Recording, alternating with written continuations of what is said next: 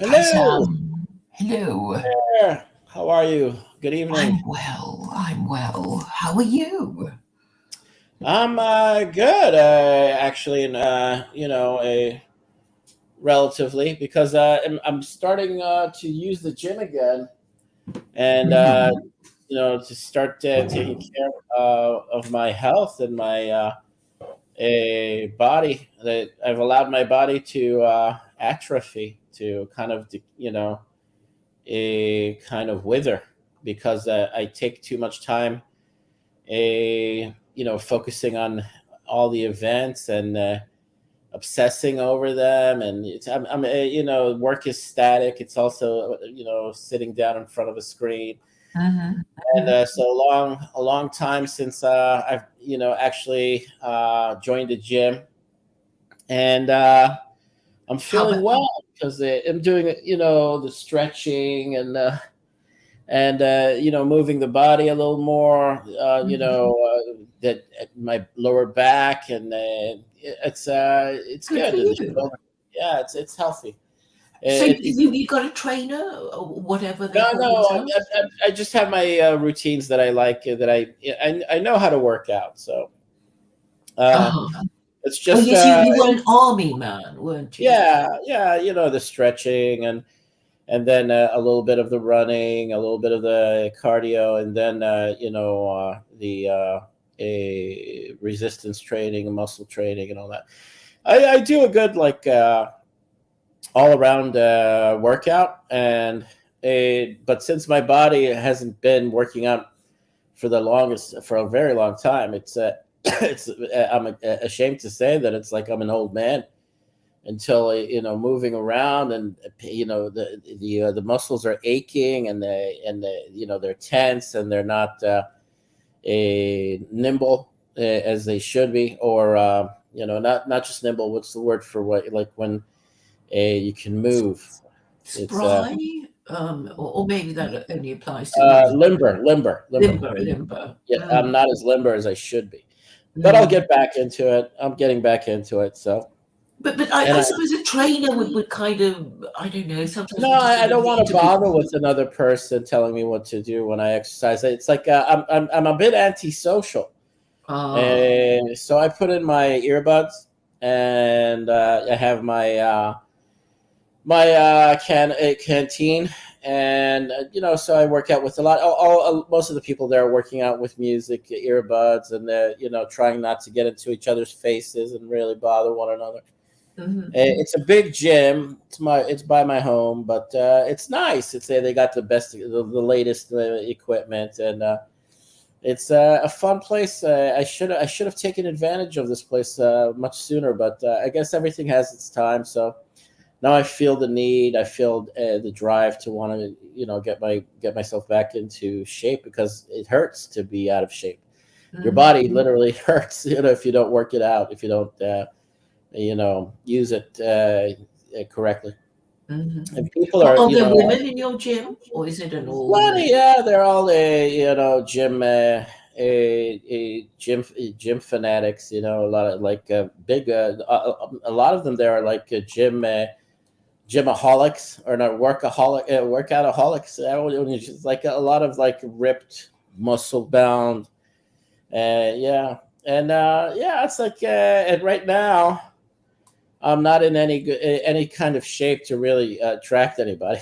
So Mhm. yeah, in due time, I don't know, but it's not about trying to get together get hook up with someone. It's my body literally has atrophied from not moving, and Mhm. so I Does it neglected. hurt afterwards?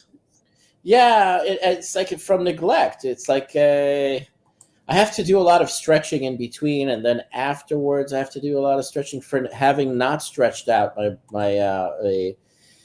my limbs and my a, Yeah, it makes such a back. difference. It makes such a difference. I mean, forget. Stretching. Yeah, you Yeah, just yeah, for sure.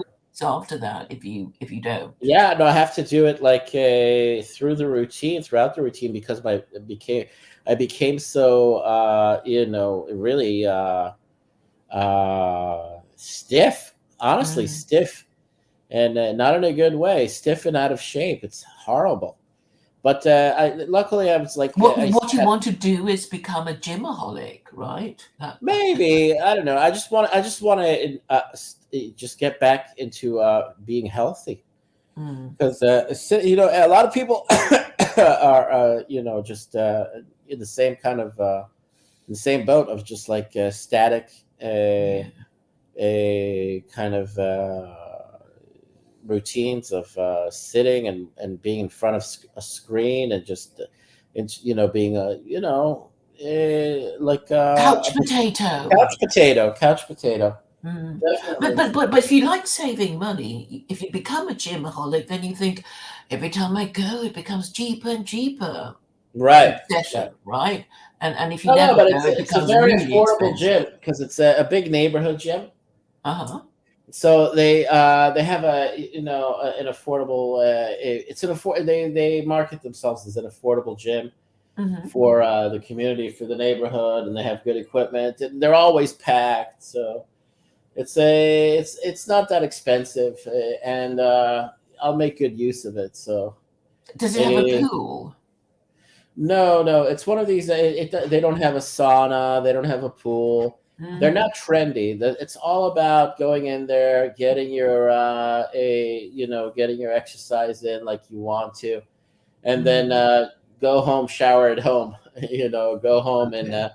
Mm. exchange your clothes over there. They have locker rooms and everything, but and they have classes and but they don't have like the amenities like a pool or a sauna or a steam bath and a steam room Mm. or whatever like that.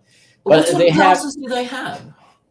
they have all the classes for the women. They like to go and do those. They have the CrossFit, and they have the aerobics. They have the cycling. They have all of it. But I like the what's good for me, because I gained weight, and it's a shame that I can't have high impact running on my knees and on my ankles. Hmm. So the because it hurts, and Oh, yeah. But it's it's bad for your knees too. So you yeah. have to take care.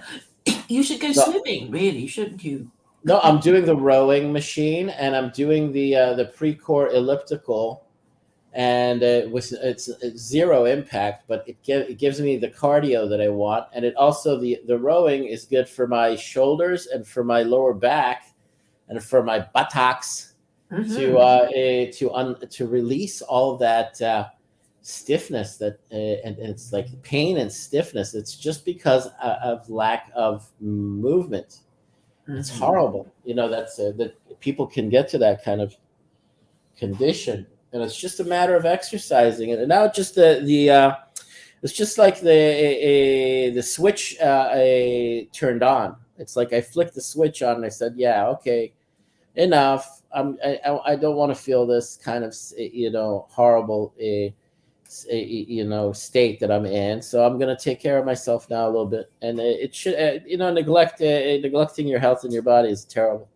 So yeah, I'm gonna go to the gym more often, and I'm feeling the benefits now. The pain is going away slowly but Really? surely. Yeah, yeah. Oh. Because So I so started using the gym how from many last times, week. What? how many times have you been? I joined last week. I've been 3 times so far, Oh. and it's like it's close to home. It's only about a 5 minute, bus ride. If I walk, it's like about 10 minutes. Hmm. Well, And that's great. yeah, so I'm gonna take advantage of it. I did you see my a interview with Joseph Atwill? Yeah, yeah, I did. I did. You I must have think been really pleased with it was yourself. very successful. I think. Yes, yes. Mhm. And it was it in a different room or something that No, I just adjusted the camera, and I'm using my guitar stool. So I sat on the guitar you stool and play left the my camera. guitar. Yeah. I play both the acoustic and the electric. I took up Well, you must play playing the for guitar. you must play for us. Oh no, I'm not. I'm not. I'm out of. I'm out of sorts right now. Uh, Seriously, it's like I'm not. And I'm getting better. but I'm not exactly the most. It's not. It wouldn't be a pleasure to hear it, but I'm getting there. I Right, right. Well, what sort of what did you play Well, when I'm you thought playing. you I'm could trying to play a lot of the songs from the '70s and '80s that I always you listen. Stairway to Heaven, that Yeah, kind of yeah, thing? all that good stuff. Yeah, and Led Zeppelin's. I focused on the one tune called "Tangerine" from the album Led Zeppelin III, Mm-hmm. and the acoustic opening, and yeah, And can you sing? I tried well, I think not you know it's good. a reasonably good voice. I'm playing a lot of the easy acoustic. It looks like Angie from the Rolling Stones in the '80s, and there's Oh, another. well, well, we'd love to hear that. I Oh didn't know God, I you were can't. so talented. I mean, Me? I'm not that. I mean, if you can play music, I mean, you could seduce a whole bunch of Ah. women, So you I'm know? working on all the angles now. I'm trying to get myself looking better Yeah, physically, and leaner and more if I musical get and singing. the guitar going, then yeah, why not? I have a nice 12-string guitar. I can you can I'll let you hear how it sounds. 1 second. 1 minute. Great. Mhm. We're seeing another side of Sam, Right. and it's good to see. 1 minute. Let's see. Ah,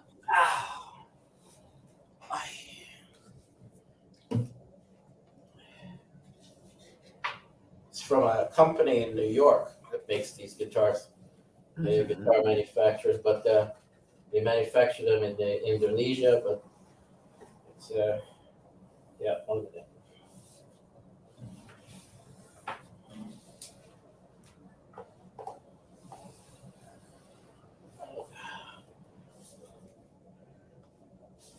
Was it a?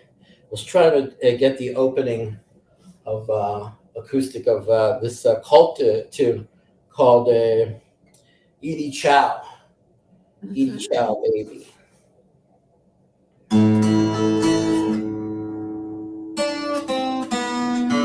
No, I see. I'm doing this in the dark. So Uh-huh. 1 minute. Well, it sounds okay to me. Yeah. How does That's this a go? pretty cool guitar. That I'm doing it slowly because I haven't memorized it yet.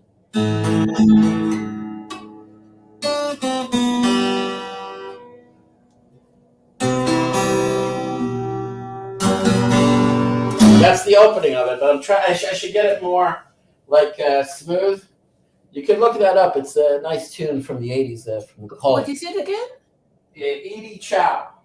How do you spell it? That sounds Edie like as Edie, yes. and then the second word Chow in Italian, Ciao, Edie Chow. Oh, goodbye, Edie, or Yeah. hello, Edie. No, no, no. Look up the Cult. Just write the Cult. The Edie cult. Chow. Okay. Yeah. Hmm. I have heard of the cult. It's from the album Sonic Temple, I believe. Oh, Shell Something like Baby, you Yeah, mean? Edie Chow, baby. Oh, right. The guy, the lesson I was listening to is a guy from Britain, is an English guy. He uses his English accent. He goes, "Edie Chow, baby." Something I can't imitate it, but Edie. Yeah. But Okay. I was trying to learn it from his lesson. Uh, Mm. I have to hey. be smoother. I'm pausing. Are you going to play us some more? Play more? Yes, yes, please. I know it's a good guitar. I can tell it's a good guitar. Yeah, it's a 12 string. It's a nice guitar. Ah. What?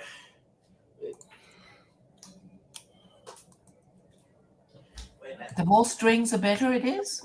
No, no, it's just octaves. There are more octaves because there are more strings. It's harder to Ah. play, but it sounds nice. It sounds nice. Yeah, it does. It sounds good. I think this is to Tangerine here. Yeah. Wait a minute. Wait. Oh, it's horrible. 1 second. Eh. No, wait a minute.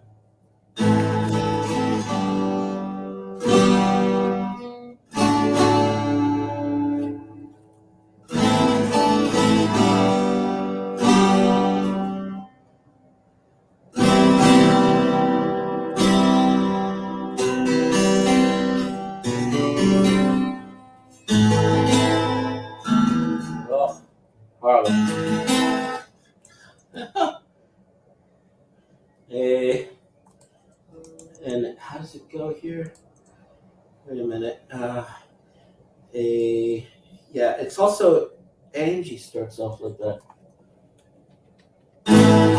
Oh, wait, no. Oh yeah, yeah. I can't see. I'm doing this in the dark. 1 minute. How does that? No,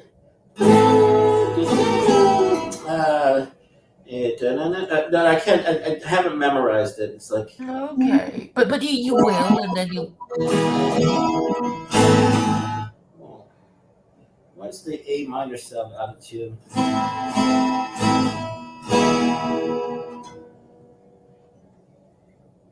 Wait.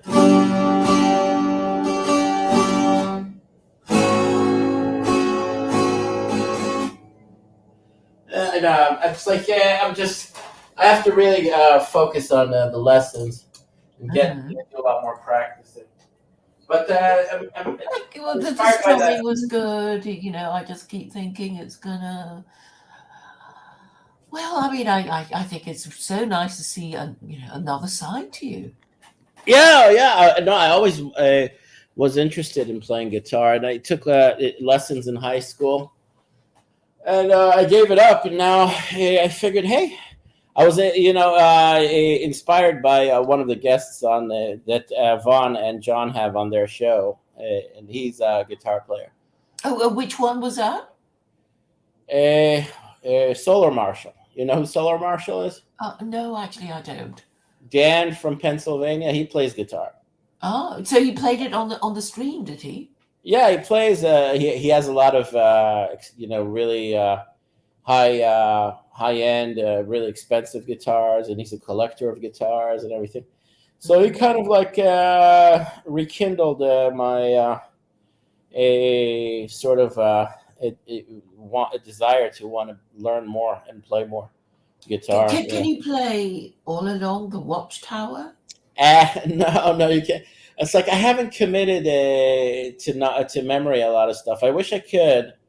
There's a lot of songs that I was trying to play also from the '60s, the late '60s, from the first Led Zeppelin album. How Many More Times? That's one tune that I like to practice. It's because it's easy to play. It's not that difficult. And I have the electric guitar for it, like the Les Paul Gibson knockoff, but it's a good one, Mm-hmm. But some other time, But you know what?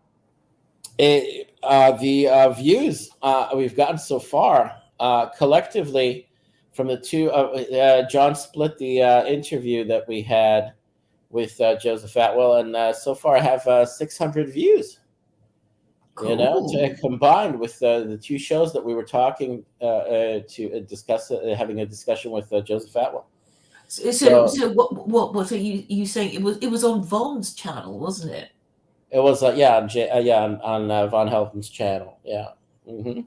And it's got 600 views so far. It's got John divided it into two portions, and so it was also streaming on his channel. Is right? That what you mean? No, he split it because we did an after show, like a post interview after we talked to Joseph Atwill, and that alone has 350 plus views, and the interview with Joseph has around like 310 views. So it was a good show, Great. And I'm glad I got a chance to talk to him directly. It was a lot of fun. It reinforces a lot of things that I've been talking about, and have a lot of things that I've been interested in. And we are in the process of a paradigm shift. It's undeniable. We are in the process of a paradigm shift. This information can no longer be suppressed, and it's going to prove itself to be the absolute truth as a result of all of the events that are continually happening, and that will continue to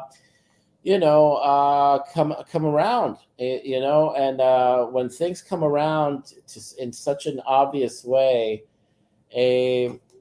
all the believers in Jesus will just give up on it. They'll just say it's hogwash. It's really hogwash. You know? But I don't think Atwill shares your what He doesn't. prediction of No, the no, no, future. no, no, no, no. I think Atwell is not that I think. I know he's a humanist.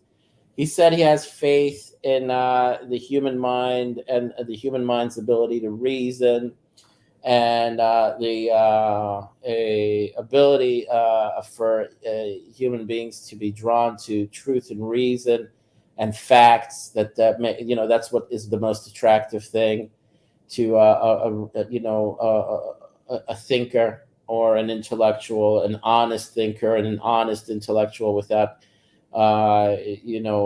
too many prejudices or too many agendas. It's that if you want to get at the truth. And so I relate and I admire him. I told him that's admirable, but I also told him that I'm a believing Jew and that I do have a belief in the culmination of end times prophecy in our lifetimes.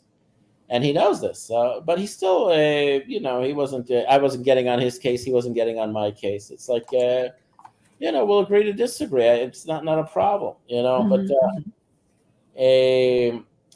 the thing is that it's going to be harder and harder for people to maintain this,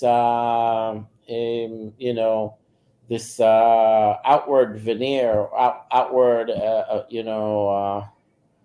a appearance of basically be let's just see the common shared uh, experiences we have as human beings and get past the divisions and the prejudices and find a common common ground and work together to free ourselves from the clutches of the so-called power elite, the oligarchs. He calls them by their right name. The power brokers, the powers that be, the people that manipulate our lives and manipulate, events in our daily lives. And I could also relate to that. I also agree with that. But at the same time, I'm not going to hide who I am, and I'm not going to hide what my beliefs are. And I'm not going to change my beliefs because I've committed now close to half of my life since I've been back, and time has gone by really quickly. I moved back to Israel in 2005, so that's that's 18 years, right? Wow. Mm. 18 years, and I'm 49 now. Mhm. And so that's a third of my life, and I really committing. I mean, the point being is that I moved back to Israel for the same reasons that I have today. I was just as compelled back then. I was as much in a state of faith and belief back then, and now even more so. The year to year events, everything that took part, it took that happened uh, over time has only strengthened me and my faith. I'm not a skeptical of the Jewish faith and of the Hebrew prophets. I can understand, and of the Hebrew Bible, and also because I listen to the right people and the right person as far as a reinforcing and strengthening my faith in the end times prophecies that we're all witnessing from day to day. It's like, and I don't want to look, condescend, but even for really high powered minds and intellectual minds, it's difficult to submit to realizing that all of this, because maybe they don't put a focus on it, that all of it is really compelling evidence for the fulfillment of Hebrew end times prophecies, not the perverted, retold Christian versions of them or the Islamic versions of them. Because of religious pride, they'll say, "Well, no, you don't got it. You don't. It's not. You don't have it correct." No, it's like at this point, you will not move me. You will not shake me. You will not get me off of this path. I am firm and committed to this position because it, a really fully committed by moving back here. And I committed based on faith, based on expectations, based on inner sort of like intuition and sense that we are upon it. Something was driving me, and I'm still being driven by it. I believe it's also a spiritual thing. Something spiritual has driven me to be obsessed with this matter and not to let it go. And and also that kind of like contributed to my neglect of other things, but because I put so much time and effort and focus into wanting to understand how it really fits into place according to all the esoteric knowledge, according to all of the knowledge that's black and white also in the Hebrew prophets. And that's it. You will not move me from my position. Absolutely not. To the death. And it's not gonna take that, because what I have in mind and what I expect to happen is that once we are fully, the whole world, in a state of complete sort of like, apocalyptic revelation, to use Christian terminology, but full knowledge, there won't be any living thing on the planet that can have the capability of questioning God's existence. That is a very profound thing, with the way the world is today and how arrogant people are today, questioning whether there's a creator or not, denying that there's a creator. That is not going to be the case soon enough, So my having committed to that expectation will bear fruits for me. That's my belief. That's what I hold to, on a religious level. That expectation, because there will the promise is in the Hebrew prophets, and Rabbi Singer mentions it a lot. There'll be universal knowledge of God. On every living thing on the planet will know that there's a God, and will not be, in a sense, in a place to be questioning or doubting God's existence. And then that's when you'll have true world peace. That's really when everybody will be on board, quiet, submissive, and not causing any trouble. That's the promise, the end times prophecies of world peace and brotherly love and no more war, no more killing. And it's like, I believe in that. I believe in that to the fullest, and I'm committed to that. And I know that that's what's upon us, but not before we go through some real pain and chaos, just to humble the world in order to get it to a position where there will be universal knowledge of the one God. There are very dramatic events on the horizon. I don't think it's very difficult to see that that's coming. But I really am sort of fatigued by a lot of these videos. It's like I think they're trying to. It's more like a clickbait. These people are also struggling and they want to make money, so they're making their thumbnails more dramatic. It's clickbait. They want to sell you things, or they want you to invest. It's obviously they have their agendas. So it's not like I'm just making it seem light and silly, although it is as far as the videos, the YouTube videos, or the articles that are sensationalistic. It's in order to draw viewership or to ratings or whatever.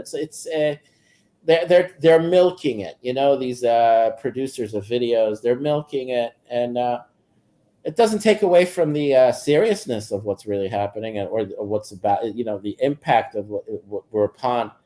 But I'm growing really tired of these videos. I'm growing really tired. Which videos are you talking about? Sorry.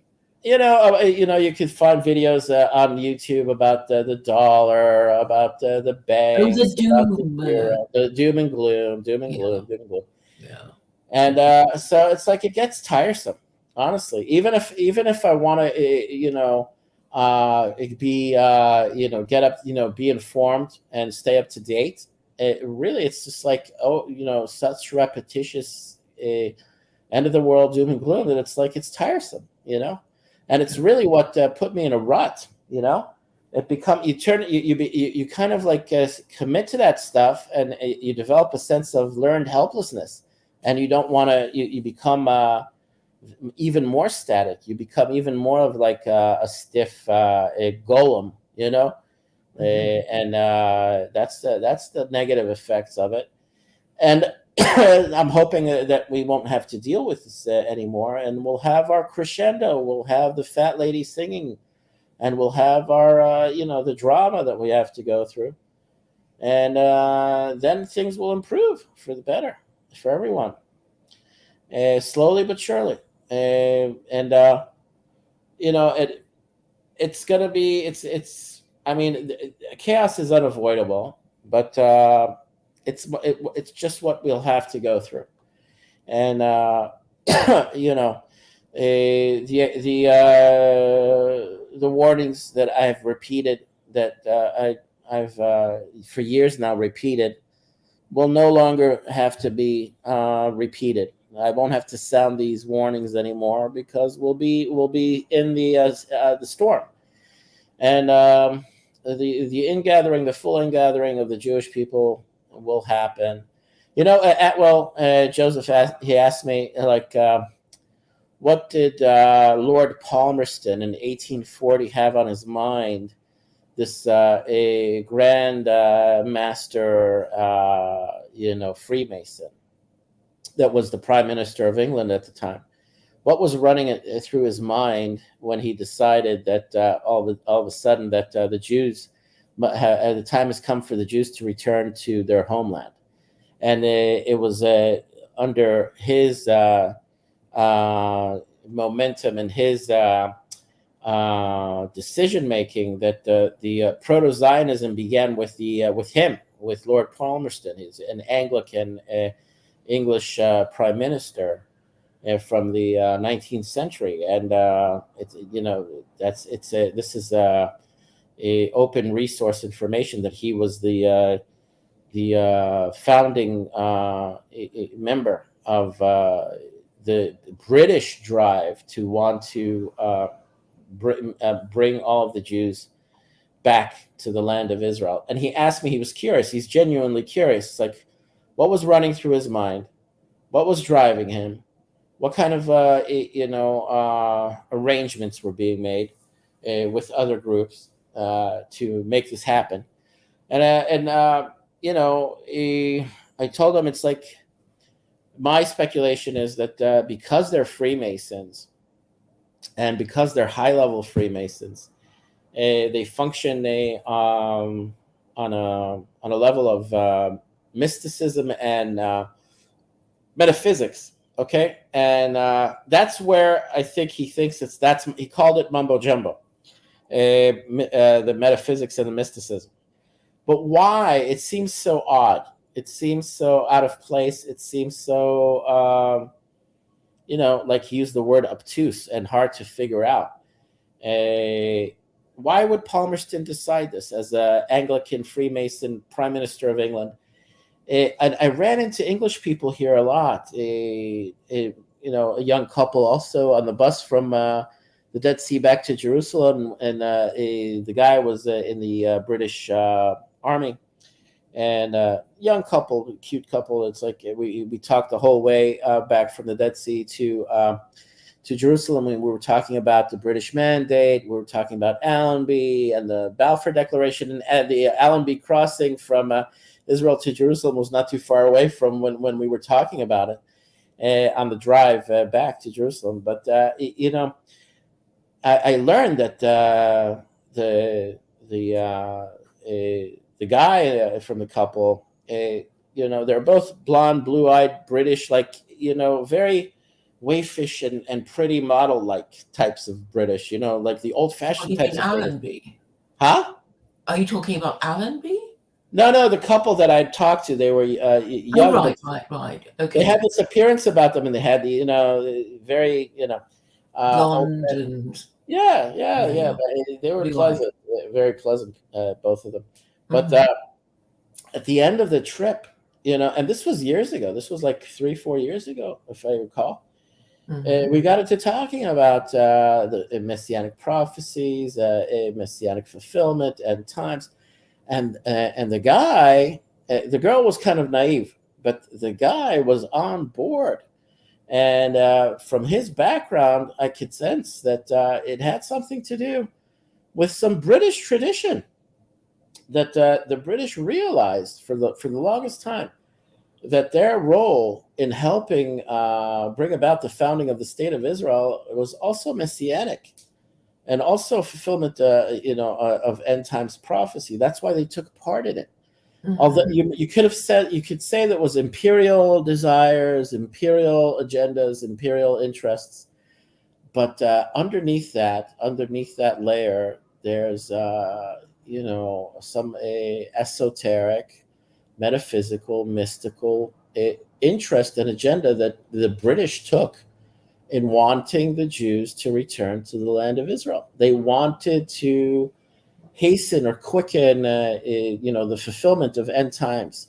They wanted to manifest end times, and that's where Joseph had a hard time with that speculation that I was making. But as them being Freemasonic, it clicks. It does for me. It clicks. Have you ever been a Mason or considered becoming one? No, no, I've studied them, and I wanted to learn as much about them as possible because I talked to a lot of them and I befriended them when I was still living in New York. I was working at J.P. Morgan Chase, and the people that I was working with, they're all prior military, and some of them were in special forces, and they were all Freemasons. They all Oh, showed me their Freemasonic rings, and I said, I actually "Okay." know one. I wonder if I can get you two to talk. Like a regular Freemasons, they're unassuming and they can be very nice, but we're not, and they are intelligent and very, affable types of people. All of them that I've met are like that, but we're not talking about the lower level types. We're talking about high powered Freemasons, the high level Freemasons that have a lot of political power, that wield a lot of influence, and a lot of they're top decision makers, and some of them have nefarious, sinister objectives. Not all of them are on the side of wanting to improve things. How do Some you know that? Because we could talk to von Helton about that. We could talk about Albert Pike, and we could talk about Aleister Crowley, and they're all involved in dark mysticism, and they were Freemasons on the highest level Freemasons, and not all of them are interested in benevolent pursuits. Some of them have malevolent, evil pursuits. In But they're order, dead now. what? But they're dead now. Yeah, yeah, but their influence is still around. There are videos that have been made by Alex Jones, who himself is a Freemason and his family are Freemasonic, but he did criticisms of the Freemasons. He did exposés of them, and some of them take the path of Luciferianism as Mm. their chosen path within Freemasonry. All right, so not all of it is good, not all of it is benevolent. You have some real sinister, sort of what's the word I'm looking for? Undertones to the Freemasons, and Mm. so that can all. Can you join in Israel? I mean, is there a Yeah, local? yeah, there are plenty of Freemasonic orders here, and they have their, not just the Supreme Court building, but they have all sorts of monuments strewn across the country that are very Freemasonic. Pyramids and all these other, symbols of theirs that you can identify with them. And there's a lot of growing suspicion in Israel of the Freemasons. The knowledge of their involvement here is growing, and not all of their involvement is positive. They try to Okay, draw. Yeah. this is my superficial awareness of them. When people talk about America, they say, and then they say, oh, the founding fathers, they were Masons, like it was a bad thing. Uh-huh. Or they kind of say, like, Masons were somehow Jewish in a bad way, that kind of Right. thing, the way they talk. No, because they're anti Vatican.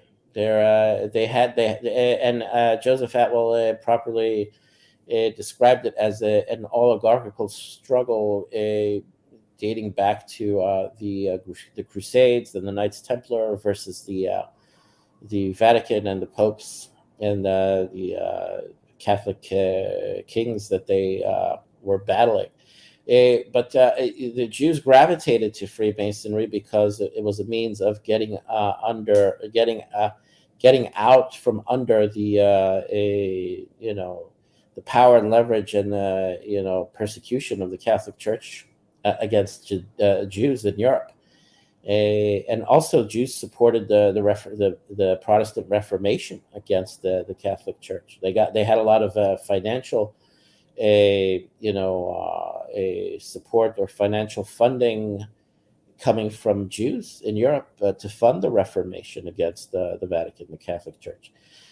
So it's based on just simple logic and simple to understand reasoning and the interest that the Jews had for opposing the Catholic Church was that the Catholic Church persecuted them for centuries, and they wanted to get out from under that persecution. They supported all groups that opposed the Catholic Church, obviously.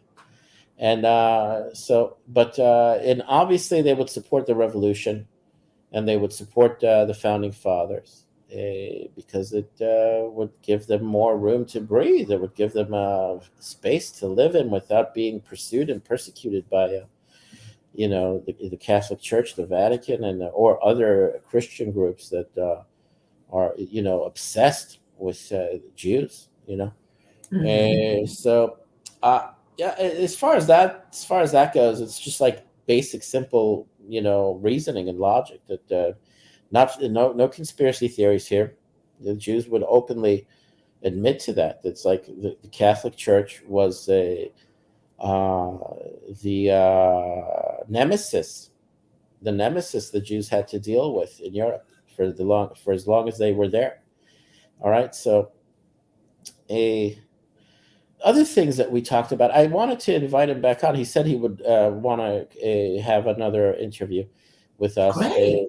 but What will you discuss this time? I forgot to really go into detail as to the false history that was conjured up, and the false historical figures that are still to this day believed to be actual historical figures, just the same as Jesus himself being the number one candidate, because of the way he said, they managed throughout the centuries to ossify these lies in the minds of everyone, and they insisted on their lies, and they have a false historian, a made up historian, and other real. Sorry, who are you That's talking about? Josephus Flavius. Oh, Flavius. right, okay. Mhm. That's a non-historical figure. It's a nom de plume. It's Right, the name, just the same as the names of the Gospels that they're named after the supposed not apostles. One or two of them are the apostles. The other ones are later figures that are not Jewish. right. Or, Matthew, no. Mark, Luke, and John. Matthew, Mark, Mhm. Luke, and the authorship of those Gospels are, questionable. It's not. I wouldn't even say questionable. They're open. There's a consensus that there's no knowledge of who wrote those books. No proof of a single individuals that wrote those books. And now the consensus is, even with pro Christian and pro a historicist biblical scholars, Mhm. the consensus is that it was most likely not just one person who wrote each gospel. It was teams of people, and they Mhm. wrote under the title and name or nom de plume given to each gospel. So I would have asked him to explain more how that fact and that realization cannot also apply to Paul and Paul's letters and to Flavius Josephus, and I would let him run with that, and he would explain that basically the logic is the same as applying it to the gospel writers. Why is it any different? There was a motif here of using invented figures to persuade the would be indoctrinated that these people were real, and not only were they real, but the claim is that some of the gospel writers were Jews, to lend it more credibility. And also, Flavius Josephus ends up being a rebel commander that gets captured and becomes a turncoat. And the whole entire story is very flowery. It's like a romantic story. But it turns out that he's fake. He never existed. And they even convinced the Jews to put it in their historical documents in the Talmud that this Josephus Flavius character is real. We consider him to be a real character. I was at the site in the Galilee, that one of the towns where he was captured, Yodfat. It's in the mountains, and I was there with my relatives. And there's plaques there at the site giving a description of Josephus Flavius and the whole story. And that's like official, formal, accepted, supposed historical documentation. And the hardest thing for people to do is to revise that understanding and to realize that it's fake, it's false. And I wanted him to go into more detail into convincing everyone listening why that's the case, why he sees and why he believes that Josephus Flavius is a nom de plume, just like Matthew, Mark, Luke, and John. And the authorship is unknown, and it's accepted. Accepted, that amongst Bible scholars that are honest, that the true authors of these books are unknown. So why does that understanding and agreement and consensus, why can it not apply to Josephus Flavius as well? And why can it not apply to this Apostle Paul character with the letters? It can. And he's the perfect person to explain it in depth with his knowledge. And I won't attempt it. It's like I'm too tired at this point. But I can make a convincing argument. But he does it. He has it implanted in his memory, and it's he can access it. There's something funny about his name, and his background is in word processing. But get a load of his family name, Atwill. You ask him a question, and he just delivers it at will. He has it on the ready. He just like, at the snap of a finger, it's available, and he can access it like a computer. But he's good as far as having the ability. As a purveyor of conspiracy theories. No, but as a person that has, like what he said, he used it. He explained it. He described it explanatory power. He doesn't just fly off the wing or shoot from the hip. He has it at will in his memory. He has it committed to his a mind. He's not a purveyor of conspiracy theories. He has the ability to back up conspiracy facts with very compelling information. And that's what I wanted to get into with him the next time we get to talking. Explain more who's real, who's not, who's a multi-layered, historical figure that also gets embellished by the gospel writers, by Paul, by Josephus, and turned into something else aside from what they were truly. So I was going to ask him, is John the Baptist a real historical figure? According to Rabbi Singer, he was. Is James, the so-called brother of Jesus, a real historical figure? According to Rabbi Singer, he was. According to Jewish tradition, he was. According to Robert Eisenman, who wrote the book James, the brother of Jesus, he was a real historical person. I wanted Joseph Atwill to get into explaining how he was a historical person, and the evidence of his historicity versus the lack of historicity for Jesus. And why does he end up being called James, the brother of Jesus? Because of the Gospels. But that's not evidence. That's not real history. That's not real historical evidence. That's an embellishment, or that's like a layer that they've added on to him, a historical. That's the style that is being used. Another motif being used to create a false history. And he said it was very clever of them to include real historical personalities and figures, and then to build a false history, including using these figures, rebels, and not just rebels, but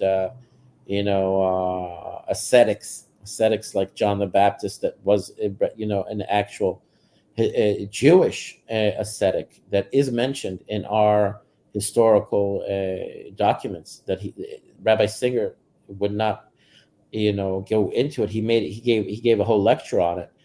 But so that's another intriguing element of the whole story, that the teams and architects of these early Christian writings were very sophisticated and very sinister. I asked him more about Pliny the Elder and being the architect, and he's in agreement that Pliny the Elder is most likely he called him I called him a team leader. He called him called it a project manager, project leader. These people wanted to cover their tracks to a certain extent, but also they wanted to be found out as well over time, as a like what he calls it, as part of their vanity, to basically throw a pie in the face of the people that believe that drank the Kool-Aid, that believe they're garbage, and were actually victimized by them. They were that malicious. All right, they did intend to be found out, and that's what Joseph Atwill also agrees upon. So it's also just getting into the tricks and all the tricks of the trade from that time that can be flushed out, and he does it he's used to it already. He's done so many interviews. He wrote the books, and he's fully convinced, and he is convincing. There's no doubt. There's no room to speculate that there's so many incidences of them doing this, and his ability to identify it and point it out and explain it is what makes it concrete and solid. It makes an argument that's hard to undo. It becomes solidified and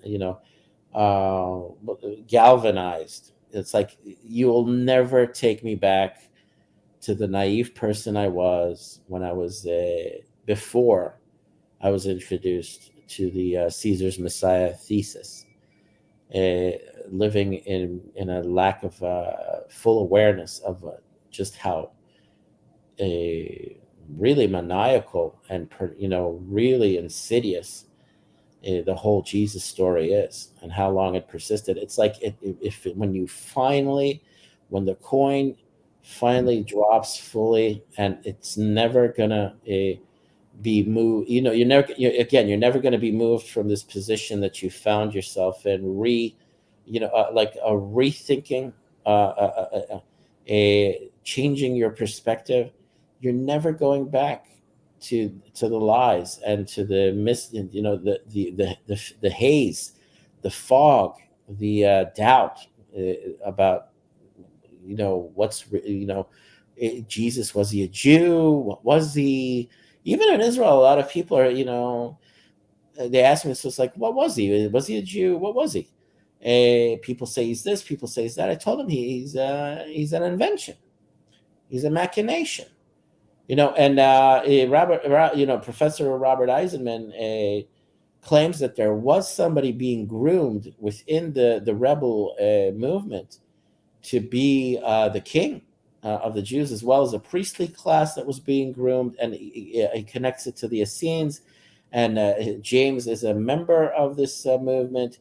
He has his, according to his interpretations of the Dead Sea Scrolls and his research on the rebel groups in the Judean desert that were not these pacifistic, hippie types. They were militants, and their history gets perverted by the Romans and the propagandists and purveyors of the false history that was written. That includes Hellenistic Jews that were sided with the Romans, that were aligned with the Romans. So anyway, it's interesting stuff. But when you get into it, you realize it's like how sordid power elites can be, and what a tangled web we weave. Give me the whole expression. When first we practice to deceive. When we practice to deceive, but it worked for them. They had all this power in their hands, and then they made it work over the centuries. And it's like you end up feeling. I mean, I'm 49 years old. And I can relate to all of those people, all those generations that were deceived. Okay, I carry on talking, but I'll need to mute. All right, no problem. So it's like, how can you not feel sorry for all those generations of people that fell victim to these lies and led their whole lives believing these lies? That's why I believe we're upon a paradigm shift. And it's important to discuss this. And as embarrassing as it can be to Christian believers or even the Muslim believers, it's putting an end to the torturous, back and forth wrangling, religious pride and religious dogma. It just, I could say that it's like the struggle is between the Jews versus the Christians and the Muslims. It's not Jews versus Christians versus Muslims. It's been primarily two camps. It's the Jews versus the Christians and the Muslims. The replacement theology. Mm-hmm. The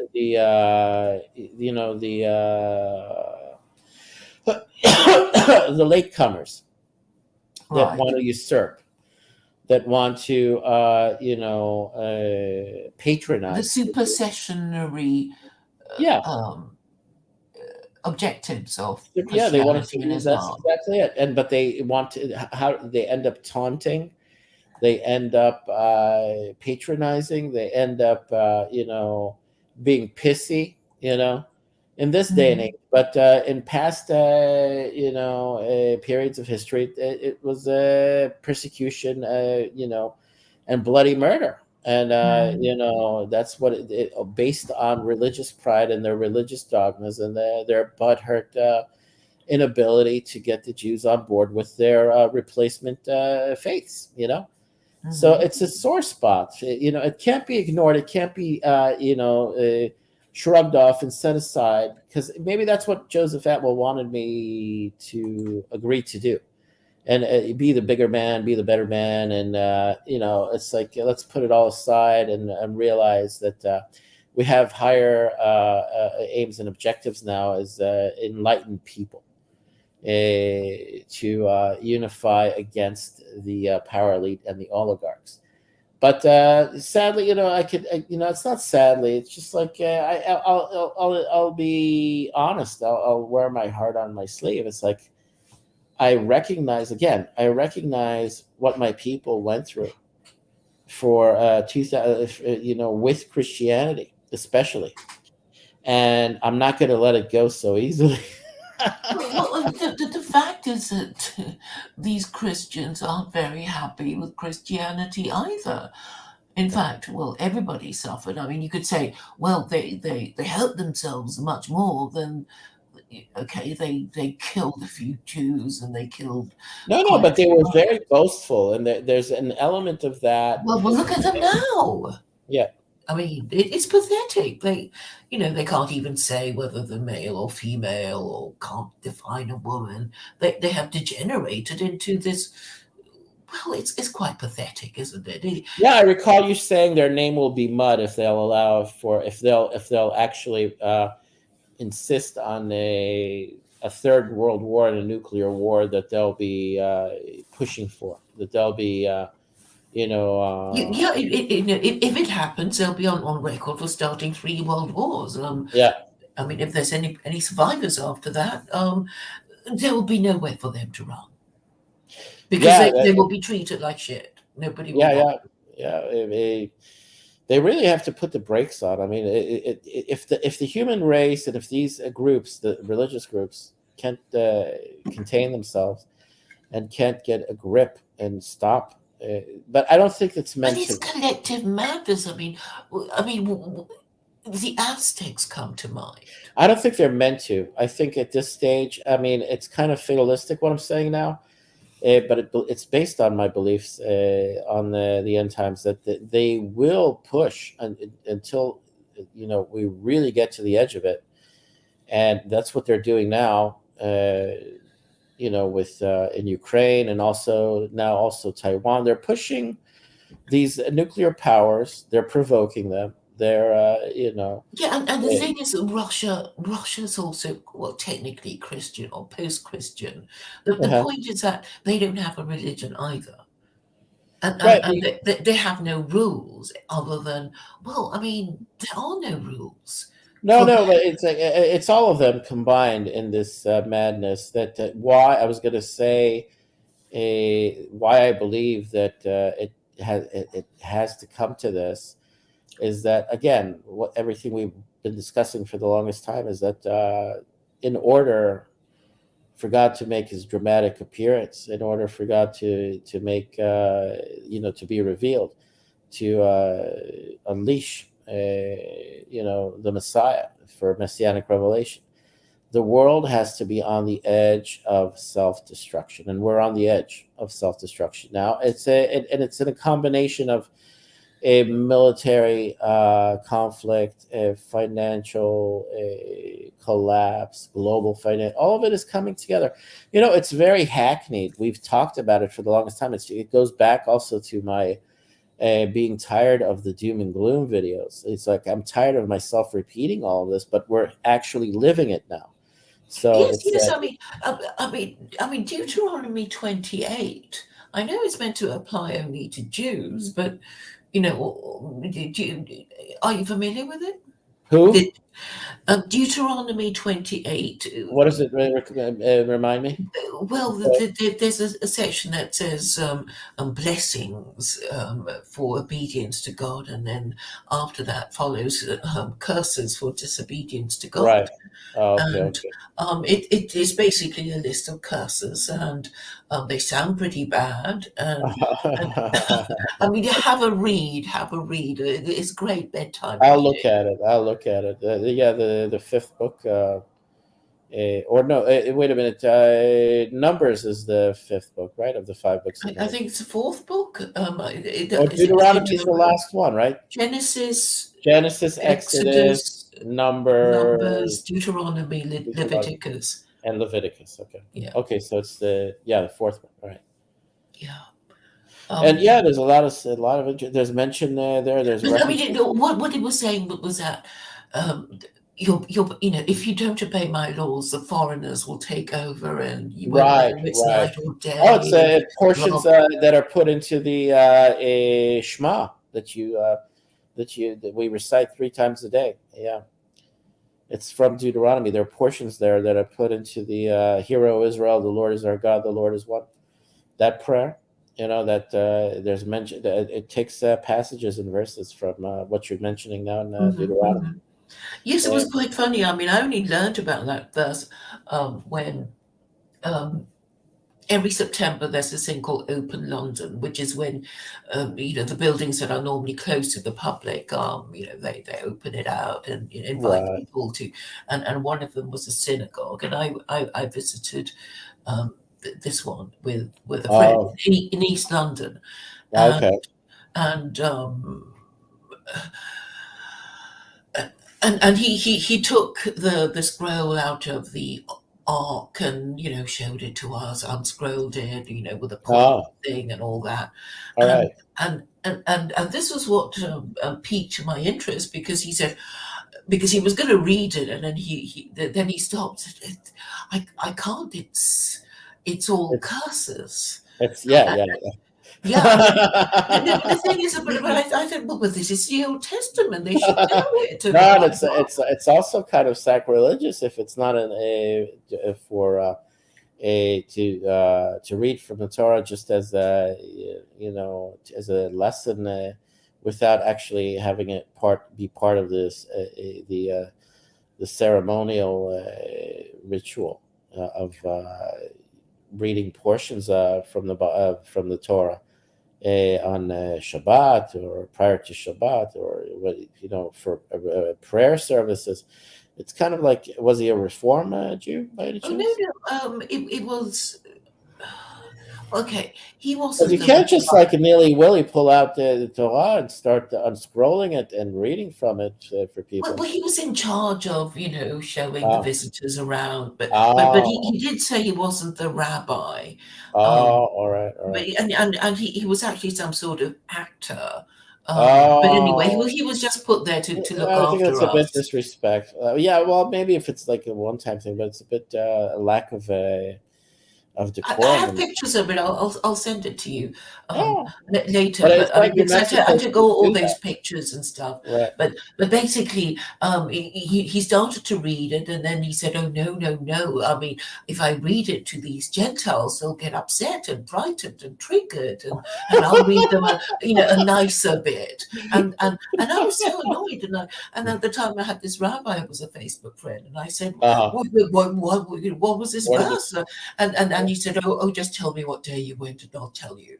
And I told Uh, him, and then he said, oh, it's this one. The curses were okay, so, okay, okay. yeah, it's pretty bad. Yeah, yeah, yeah, yeah, So, yeah, so yeah. It's a people say that a lot of Kabbalistic rabbis and Jewish Bible scholars find passages in Deuteronomy that are direct references to the Holocaust. It's yeah, yeah. I mean, it was sort of pretty bad. yeah, it was Basically, even very. you will. It's very emotional and touching. Even when I was still in New York, I was going to a Bible study lessons and a center for Jews that want to get closer to their faith. It was being run by Hungarian Rebbitzin, a female rabbi that was a Holocaust survivor and Hungarian woman, really nice person. And I sat down and talked to her personally in her office, along with friends of mine that I was through them I was introduced to her.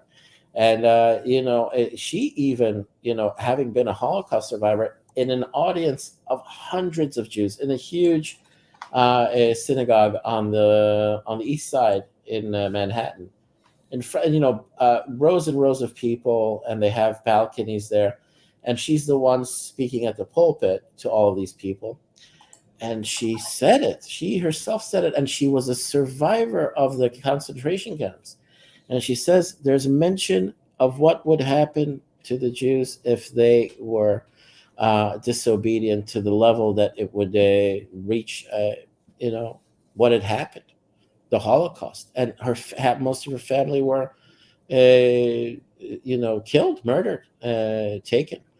And she's not one of these types of people that shies away from what's written in the Hebrew Bible. what's written in the five books of Moses. Hmm. And so it's a very delicate, a touchy subject to get into. A lot of Jews don't take kindly to having this rubbed in their face, but a lot of the ones that are at peace with with believing in the Creator and believing in all of history being in the hands of the one God, and don't find it difficult. They'll be openly uh, sort of like in a state of like I'm at peace. I submit that this is what is written. That's what is and that is what has happened, and so be it.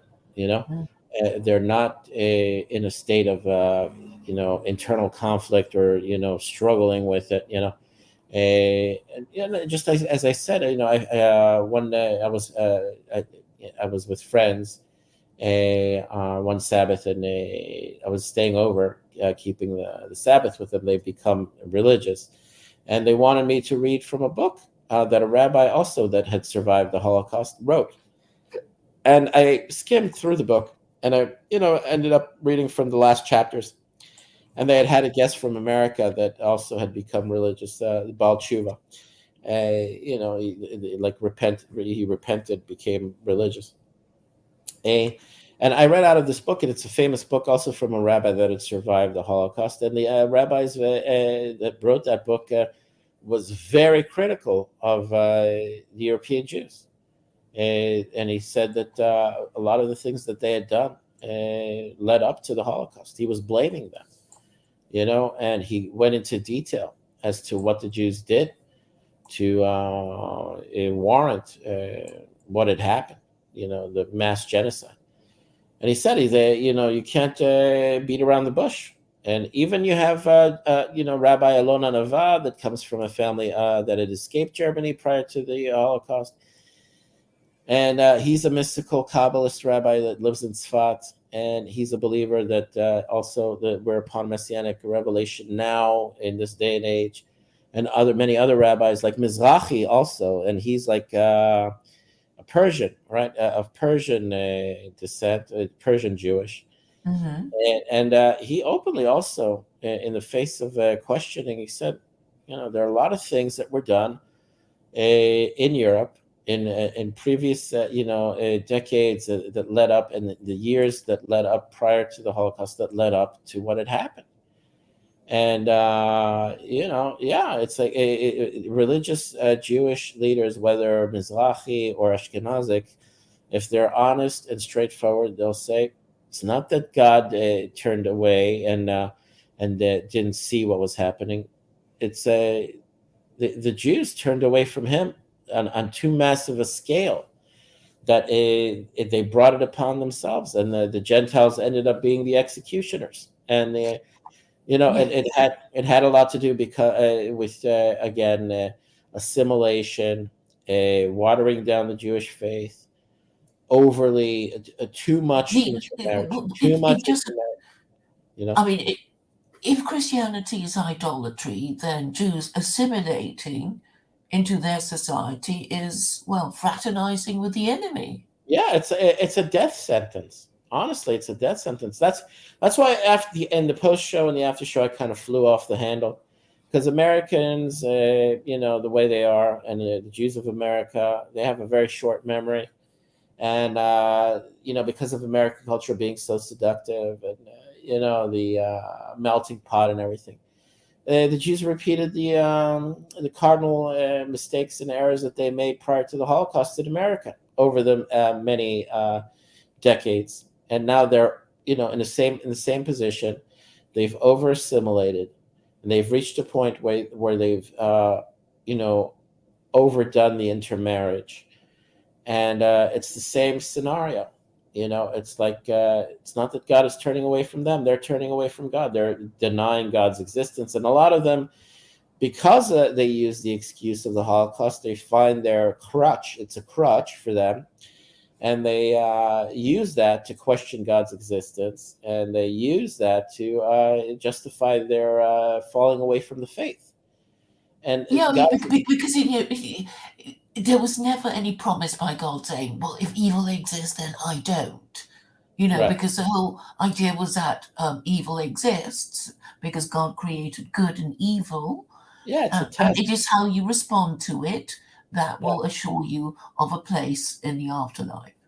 yeah. Well, but I've run into too many liberal American Jews, young ones, to realize that they're like goners. For me, in my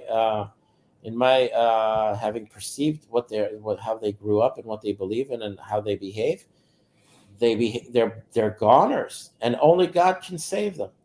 And at this stage, in at this moment in history, from what I've understood, we're not supposed to have another Holocaust. We're not supposed to have another mass genocide of the Jewish people. We're supposed to have the full ingathering of the Jewish people, whether they like it or not, whether they know it or not, and they pretend not to know it, but most of them know it. They've internalized it. But what God has decided, and I'm going off of a lot of my investigation and personal interest and questions that I've asked, and I've gotten a lot of answers that are on the same page. That it's not going to be as it was. That was meant to be a one-time thing that had happened because they fell away in such a degree. They'd committed so many affronts, and it has repeated itself, but not to the same extent that what had happened in the years prior, what led to the Holocaust, the decades prior that led to the Holocaust. They really let themselves go in Europe. I mean, not that they're, and again, they've let themselves go in America as well. But now the decision is that there'll be, there's a struggle between them and God, and this includes the religious ones still living there, and they will lose, but they will not have their lives taken. They will not be slaughtered by the bushel. They will not be genocided. They will be made poor. They will be left penniless. They will have to leave their possessions behind. They will have to leave their homes, and it'll be very painful for them. But God will spare their lives because He wants the ingathering of the Jews for the time of messianic rule, messianic kingship. Okay, it's some people, some religious believers agree with me. They take that positions. Other ones are more, dark. They want to see things through a dark lens, through a fatalistic lens and everything. That it's not going to be like that. It's going to be similar to the Holocaust. It's kind of also it comes out of self hate, and not just self hate, but frustration with what has happened to Jewry in the West. And Stick to the original principles, and then it's always been about idolatry because the most distinguishing feature about Jews is their stance against idolatry. right, And so it's soft idol. What happens with the West and modern civilization is that you get seduced into soft drugs and then hard drugs. It's a soft idolatry that doesn't seem like it's harmful, but it you slowly get blinded and seduced into it. Right, whether it's Christianity or whether it's a neo-pagan quasi whatever worship of man through Western culture and Western civilization, denying God and worshiping yourself, or believing in humanism. It's also a denial of God. All right, it can be I just think very. you know better, and that you can make up the rules as you go along. No, Well, well, no, no, well, anything to avoid having to submit to not just a blind faith in the Creator, but you know, fully conscious, aware, eyes open, faith and knowledge that there's a God. It's hard for a lot of high-minded types of people to, and also people that don't like religion, or don't like because of the history of religion. uh, they think that the best way is to just leave it behind, leave the whole struggle behind. But And it's almost impossible. I know, but Just because it, I'm just saying these types of yes. people, you're not going to be able to change their minds. But Uh, isn't it a but question of semantics? Because they talk about religion and politics as if it were different, because it's exactly the same thing. sure, People get angry and, want to kill each other for about religion and about politics. all of it.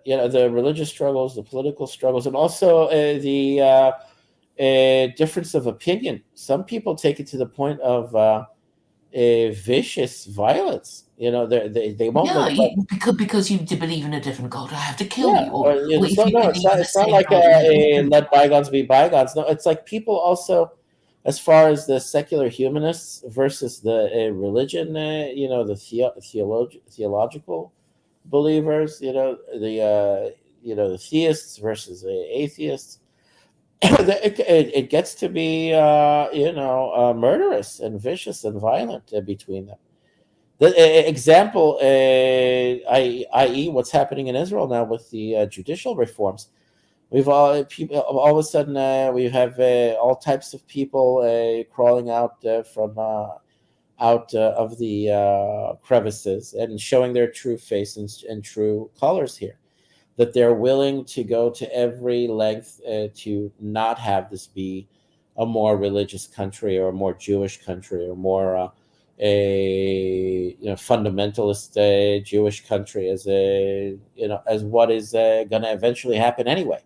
So their struggle is part of this process. It's even written in our esoteric writings, and also in the Kabbalah and the Talmud, that we would come upon a period where they would be in a direct struggle with God, and that there would be a really a what would you call, like a child that refuses to be disciplined. A A recalcitrant child. Yeah, yeah, okay, you could use that word.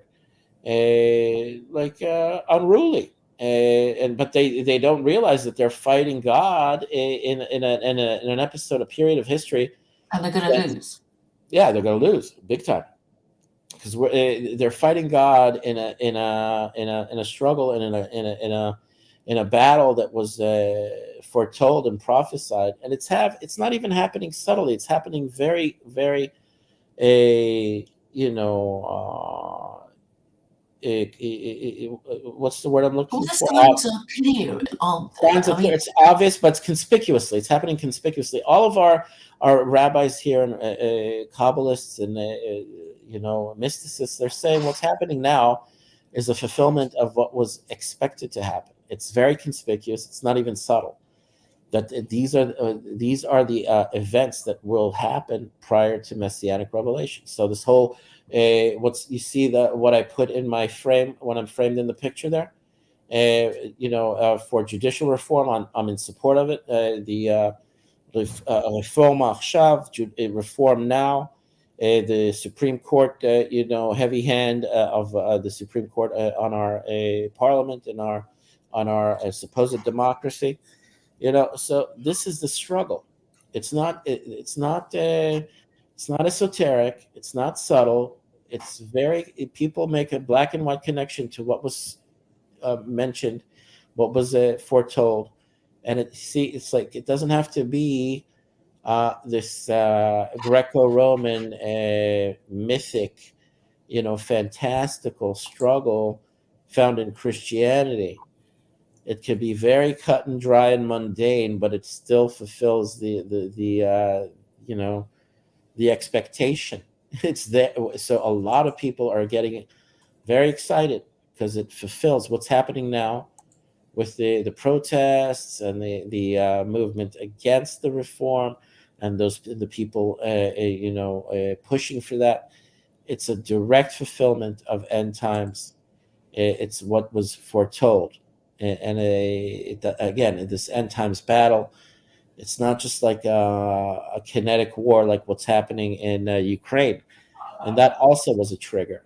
It's there's a lot of things that are happening. The Gog and Magog war, that people are there's a consensus here that that's it. That's what happened, and what began in Ukraine was the opening act of a physical kinetic war that is the Gog and Magog war, and so we're in it. And to have me speak this way to you is a little easier than to have to speak this to Joseph, because he's he's dead set on on his path, and that's his life's now mission. And and I say let bygones be bygones. If that's his mission now, is to promote rationalism, to promote the ability of the human mind to But I'd reason. say it's actually rational to believe in God and obey His laws because of the Jews. Because the whole idea is that, I mean, if you accept that everybody has a religion in order to remain in existence, you'd have to say, well, however much you hate Jews, you can't take it away from them that they've been around for the longest and they appear to be indestructible. Right. Yeah, that I've heard. You know what? That brought up to mind an episode in my past, in an event where I was working in California. It was in San Diego, and it was a for Home Depot. I was a salesman, and I ran into a security person, a security guard for the complex, the shopping complex, and he's a decorated a veteran. He was a young kid. Hmm. uh, he was for the he was in Iraq, and he was airborne ranger. But guess what? He comes from a neo-Nazi past, and he had a bunch of neo-Nazi tattoos on his arms, and we Hmm. became friends. And we were friendly. He wasn't. After his military experience, he didn't take the same approach to life that he took when before he was in the military. And Hmm. but he wasn't. He didn't remove his tattoos. I saw a big swastika on his on his arm, and he said to me, "You know what? Even obviously that triggers a realization that he's an anti-Semite." And he himself said it. He said it. I spoke to my father, and we were talking about the Jews, and the same exact words you just used right now. They are indestructible, no matter how much you want to. Some want to destroy us, genocide us, make us go away, or pervert us, undermine us, intermarry us to death, choke us with Western sick Western culture, or use the compromised collaborator types to convince us to give up on our faith. You have a lot of sellout Jews, and They will they be all made an example of. I mean, right. that is their role. It's like, you can obey that will be good for you, but there's no getting away from it. Is No, basically. no, but every attempt, it's part of the dark side, the other side. Okay, that's the challenge though between good and evil. It's like God is guaranteed that the Jewish people will be eternal, live forever, and we are indestructible, but we can be, and obviously have been harmed and damaged, and what's the word? Weakened. Okay, Mhm. and diminished a lot. The Holocaust was a diminishment of the Jewish people. I mean, But what? there's a verse in Jeremiah that basically says God will take the Jews back, Yeah, and they're that's regarded the as, new. as the bride of God. That's the real new covenant in Jeremiah. The pure understanding of it, the Hebraic understanding of it, not the perverted Christian retelling, Greco-Roman, Hellenistic Jewish, retake the Hellenistic Jews that sellout Jews that had served the empire. rewriting and or reinterpreting our prophets for the world's consumption to be confused by it. But then again, God has His reasons for all that having come to be. All right, but what you're describing is the new covenant. It's not the New Testament; it's the new covenant. All right, that's the meaning of that they co-opted and kind of wanted to relegate to themselves. The New Testament is actually if you want to know the real title of it, it's the New Covenant, and they take that from the passage in Jeremiah that you're mentioning. And Rabbi Singer mentioned it a lot. He has his way of countering that claim. And again, all of these pernicious claims, all of these 100-year, centuries old attempts to rob us of our birthright with trickery, with deceit, with lies, with mind games, with word games.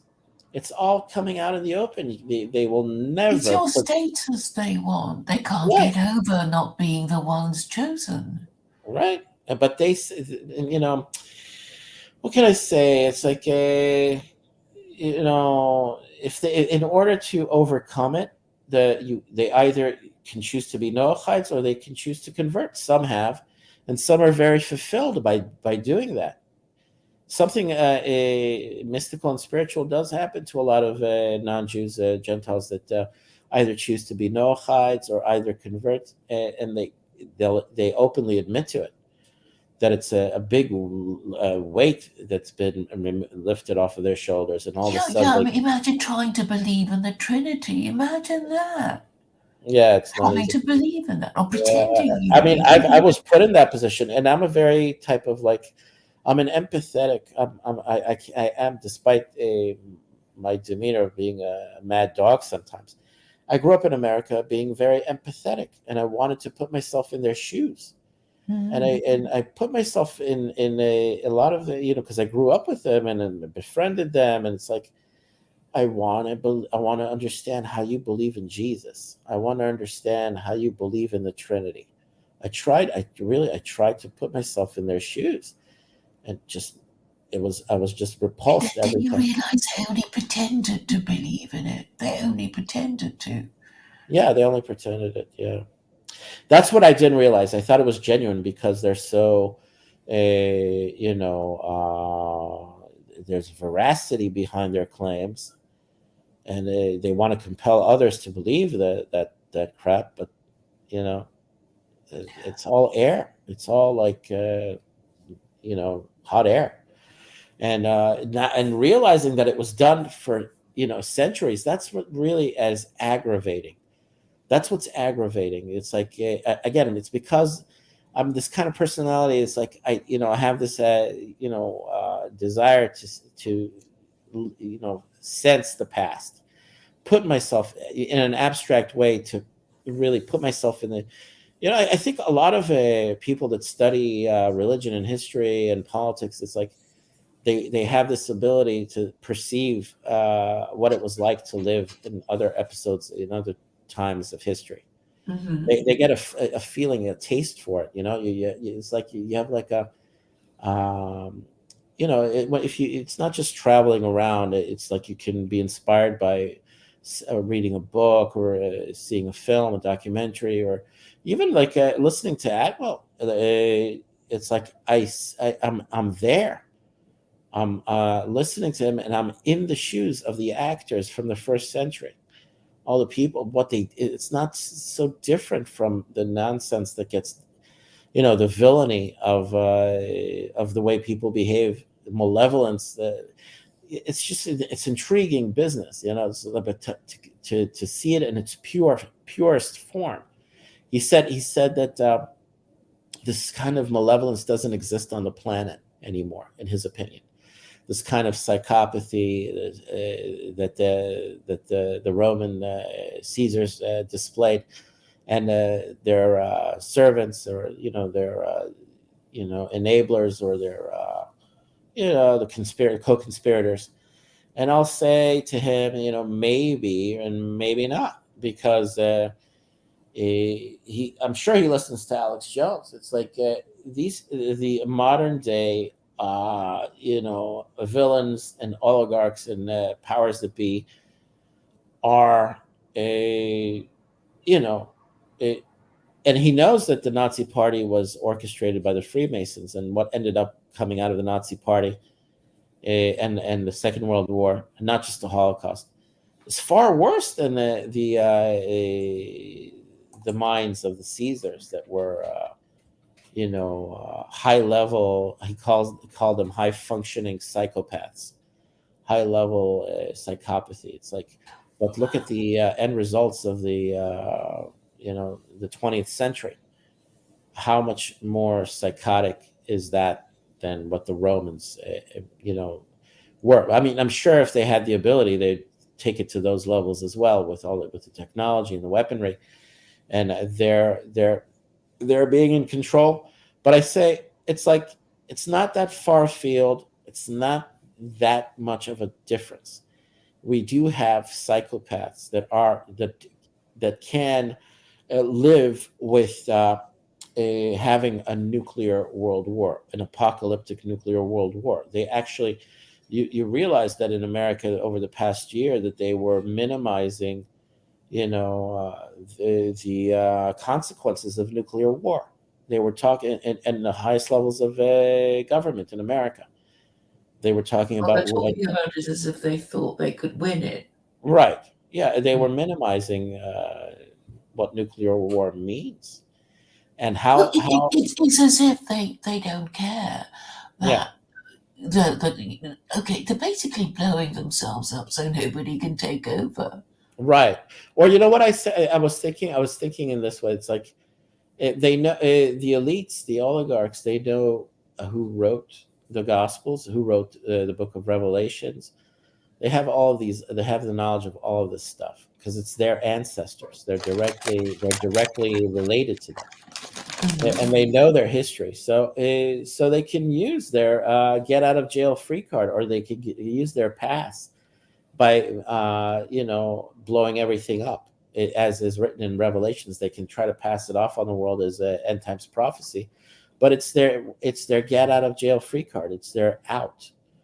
It's because when they've lost control and they get exposed, and they know they're going to get caught, eh, kill everybody, take all the money, take all the wealth, go underground or go wherever. That's their psychopathy. So that's, honestly, it's a modern day. Who knows if it's on the same level as the Caesars. Well, I would like to ask Atwill what he thinks about his psychological analysis of today's maniacal New World Order versus the ancient maniacal order of when they had their paradigm shift, and they created a false god that bamboozled the world for nearly 2,000 years. You know, that's really psychotic that they maintain that lie, and they even when they knew it was a lie. How malevolent can that be, to do that to the people that they kind of like, what's the word? Eh, when you have a tyrant kind of like sitting perched up on you, kind of like controlling you, enslaving you, having full spectrum dominance, to be dramatic, whatever. But it's just like, yeah, the cruelty of doing that to a person's mind from birth till death, knowing that that's how you control them. You know, that is really evil and malevolent, and that's why I'm aggravated. That's why I obsess over this kind of. It's the whole kit and caboodle. It's the whole, a it's the whole it's the culmination of everything. It comes down to, it's the prize, you know, truth versus these centuries old lies. And now that, They can't acknowledge that what they believed in was just cooked up crap Yeah, yeah. Well, for two now thousand years. now I see that, I see that a lot of the personalities that were dead set on pushing Jesus, they're backing off. They're not talking. They're not being as there's not as much veracity. They realize that it's ridiculous. It's embarrassing to try to keep on pushing Jesus on people. It's just disgusting. For themselves, for their children, for the people that they're trying to convince of this. It's like, yeah, enough's enough. They had a long run. It's over. Mm, And that's why it's called end times, end of days, end of the lies, end of the deception, end of the manipulating people's minds. There will mm. be universal knowledge of the one creator, the God of the universe, the God of all creation. And that's where I ended, Claire. I'm gonna yeah, go to bed. It's time to go to Yeah, bed. yeah, it's All right. late. It must be late. Well, thanks for coming, and Yeah, it was fun. And maybe we'll have another talk with Joseph soon. that'd be great. Because I did the search, and the interview that we did with Joseph Atwill is not appearing under a search under his name or Caesar's Messiah. It kind of got, I think, censored, or Shadow it, band? yeah, shadow banned. It's shadow banned. But Mm, enough. Hundreds of people heard it. Hundreds of people listened to the discussion, mhm. and good. From word of mouth, if the message gets spread, and I'm very confident. I'm fully 100% convinced that where we are is prophetic, and for those that have an issue and have problems with what I'm saying is that, because they've become disillusioned with their own religion, or they're dogmatic, and they're still committed to their a retelling of Jewish end times prophecies, and assuming that that's the correct version, or the more improved, whatever. Anyway, just for the record, we are upon messianic revelation. Everything is being fulfilled. Wait and see. There's not much time left to wait. And as far as human reason and the power of the mind, I'm all on board with people using their minds to put all the pieces of the puzzle together and use the resources of the internet, and the ability to look things up, with such ease. Any Jew living abroad or in Israel that has half a brain, it will very easily come to the same conclusion that I've come to. It's just a matter of laziness, or lack of desire, or lack of interest. But it will all be made clear to everyone, Jew and Gentile alike. We're upon it. Anyway, so have a good night, Claire. It was fun talking to Yes. Good night, you. Sam. Good night. Talk soon. Bye.